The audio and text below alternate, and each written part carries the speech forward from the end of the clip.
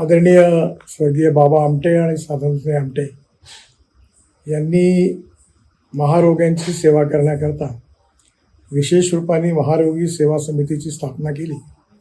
त्या समितीला आज 75 वर्ष पूर्ण होत आहे. या अमृत महोत्सवाच्या निमित्ताने या प्रकल्पामध्ये काम करणाऱ्या सगळ्यांना माझ्या खूप खूप शुभेच्छा आणि त्यांचं अभिनंदन.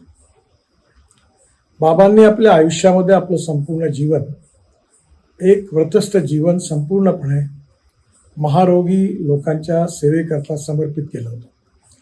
त्या काळामध्ये त्यांनी सुरू केलेलं कार्य हे अतिशय अद्भुत आणि अविस्मरणीय असं होतं.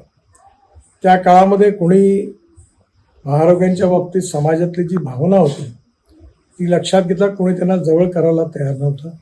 अशा काळामध्ये बाबांनी आनंदवनमध्ये या कार्याचा शुभारंभ केला. अनेक वर्ष आयुष्यभर त्यांनी सगळ्यांची सेवा केली.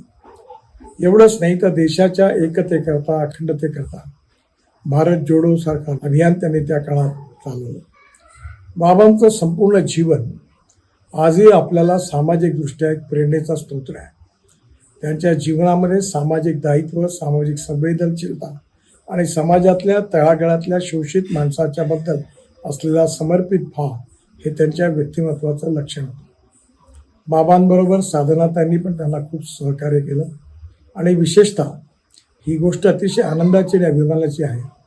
बाबांच्या स्वर्गवासानंतर विकास आमटे आणि प्रकाश आमटे या दोन्ही बाबांच्या मुलांनी अतिशय समर्पित भावनेने या कार्याची धुरा सांभाळली आणि कृषीपासून तर अन्य क्षेत्रामध्ये विशेषतः आदिवासी समाजाची प्रगती आणि विकास कसा होईल याकरता सातत्याने ते कार्य करत राहिले. त्यांच्या कार्याचा आदर्श देखील आज सगळ्या समाजासमोर आहे. आता तिसरी पिढी या कामाला लागली आहे. मला अतिशय आनंद आणि अभिमान आहे की बाबांनी जे रोपटं लावलं होतं त्याला विशाल स्वरूप प्राप्त झाले. हे 75 वर्ष संघर्षाची आहेत, सेवेची आहेत आणि या सगळ्या संघर्षाच्या आणि सेवेच्या या इतिहासामध्ये बाबांचं अलौकिक व्यक्तिमत्व आपण विसरू शकत नाही. पण या निमित्ताने, या 75 वर्षाच्या निमित्ताने हे कार्य पुढे नेण्याचा नेटाने प्रयत्न करणाऱ्या तरुण पिढीला आणि विशेषतः या संदर्भात काम करणाऱ्या सर्व आनंदवनमधल्या कार्यकर्त्यांना 75 वर्षाच्या निमित्ताने माझ्या खूप खूप शुभेच्छा. मी विशेषतः या कार्यक्रमाला हजर राहणार होतो, परंतु नागपूरमध्ये एक मोठा कार्यक्रम आहे, त्याचा आयोजक असल्यामुळे मला निघता येऊ शकला नाही. याबद्दल आपल्या सगळ्यांची क्षमा मागतो आणि पुन्हा एकदा आपल्या महारोगी सेवा समिती आणि आनंदवन या सगळ्या कार्याला 75 वर्ष पूर्ण झाली. या अमृत महोत्सवाच्या निमित्ताने माझ्या मनापासून खूप खूप शुभेच्छा. नमस्कार, धन्यवाद.